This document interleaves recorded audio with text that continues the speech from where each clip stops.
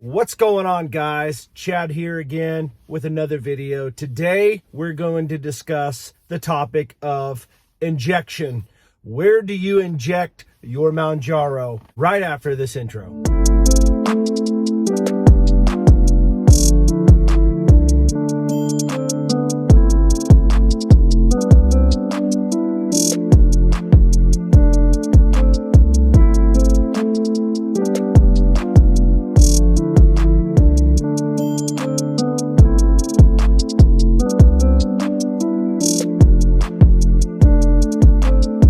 Guys, we're going to get right into this video, but before we do, if this is your first time coming to the channel, thank you so much for stopping by, and thank you for your time watching this video. If you are returning and you've been watching these videos and you have not subscribed, I would kindly ask that you all hit the subscribe button. Go ahead and hit the like button because it does help this channel. It'll help me out a lot. And also hit the notification bell so that way every time I post a video on Mounjaro or anything that is related to this topic, it will help you along your journey. Whether it's your first day starting Mounjaro, maybe you're thinking about starting Mounjaro, or maybe you've been on Mounjaro for a while now and you are at the top 15 milligrams where I currently am. This would be a great channel for you to be a part of. I would love for you to be a part of my community. So with that said, let's get right into this. The great debate on which is better as far as injections. Do you inject your Mounjaro in your thighs? Do you inject your Mounjaro in your arms? Do you inject your Mounjaro in your stomach? I've had friends that have done videos on this on YouTube, but it is a question that people ask. It is one that's in the community. People want to know. People have had issues with their arms. They've had issues with their stomach. They've had issues with their thighs. People say it's better to do it this way. People says it's better to do it that way. But guys, here it is. I'm going to tell you what I do, but that doesn't mean that it's right for you. What's right for you is what works for you and what works well. Everybody has their own way of doing things, and you know, whatever feels better for you, that's what you do. But I'm going to kind of tell you what I do. But before I do, I'm going to go back years before. When I first became a diabetic, I was put on metformin, started on that, but then I was put on Levemir. How many's been on Levemir? Have you been on Novolog? Those are the two that I was started out with. If you've been on one of those medications, one of those insulins, go ahead and drop a comment below. When I started on those, I injected it in my legs, I injected it in my stomach, and every time I injected those medications, I had a really, really bad adverse side effect. I'd start having burning going on under my skin. So then they switched me over to Humalog. I was taking Humalog, and then I was taking Lantus for my basal insulin and for my fast-acting insulin. How many can relate when you are on insulin? Maybe not so much the basal insulin, long-lasting, but the fast-acting mealtime insulin. How many can relate that you just swell up like crazy? I put so much weight on when I was on that mealtime insulin. Every time, it was depressing, guys. I would eat food, I would take the insulin, and I think I got up to like 10 or 15 units. I mean, my diabetes was horrible, guys. Absolutely insane. Just, my numbers were just so far up there, it was just ridiculous, and it was climbing every year. Every month it was climbing. My A1C was getting worse. My glucose levels lived above 500, because how many knows that when you have a meter, a lot of times when you check your blood sugar, it can't even read that high. It just says high, H-I. If you can relate, drop a comment below, because I'd like to know. So I had a lot of issues with injecting. So after all that, full circle, I got on the keto. I had gotten my blood sugars under control. I was taken off of the insulin from another doctor that was really big into natural stuff. Tried to get me on low carbs, keto. I did great on that, by the way. My blood sugar, I think my A1C dropped down to like 7.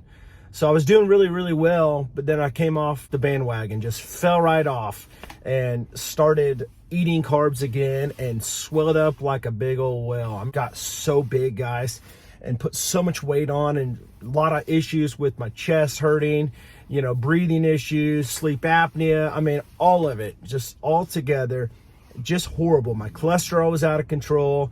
I couldn't think straight. All the things in my life was just out of control.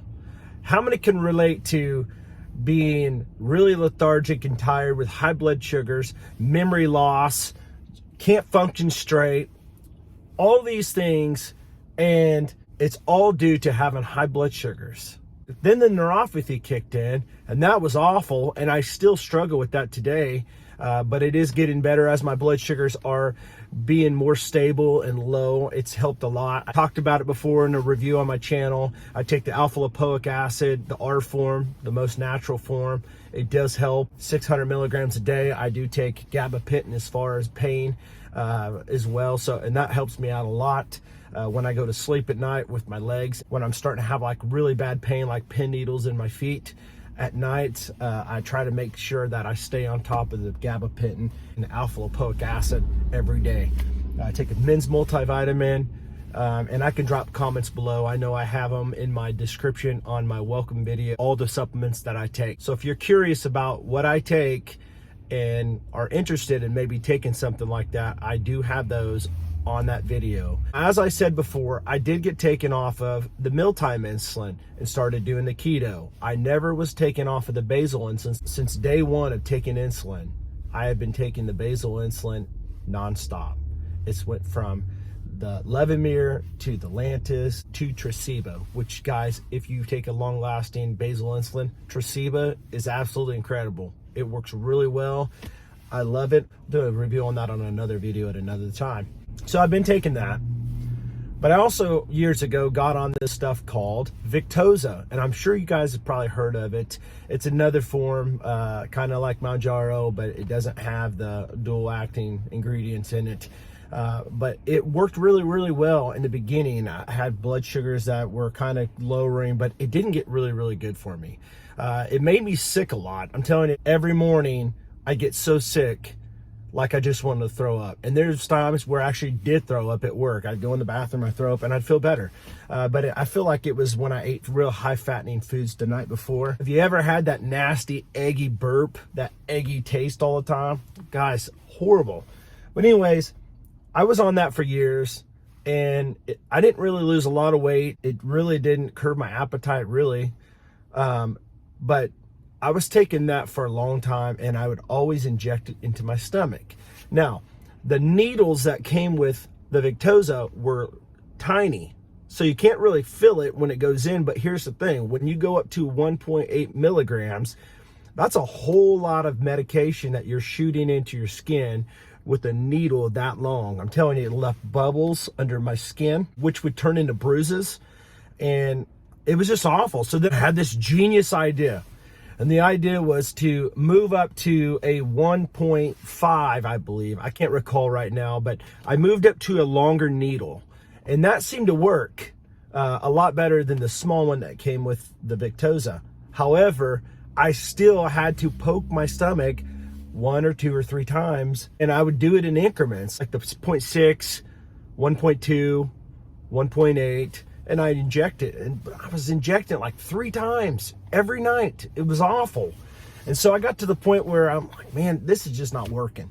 So when I got on the Mounjaro, I had already thought, I'm not going to inject this in my stomach, because what I started noticing after a while, and maybe if you are injecting into your stomach, it may be fine for now, but after a while, I started noticing knots in my stomach from that medication.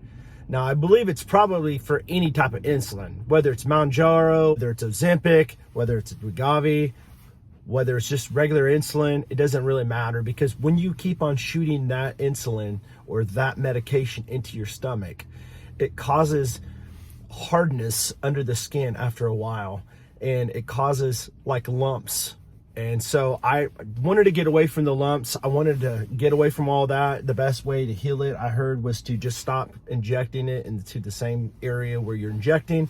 And so I've injected into my arms. I really don't like injecting into my arms. This is just my personal opinion.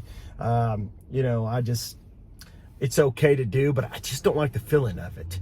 What I have found best, and this is just my personal opinion, I like to inject it into my thigh. I like to pinch my skin up and stick it on there and push the trigger, and boom, done. I do the same thing with my Tresiba, my nighttime basal insulin.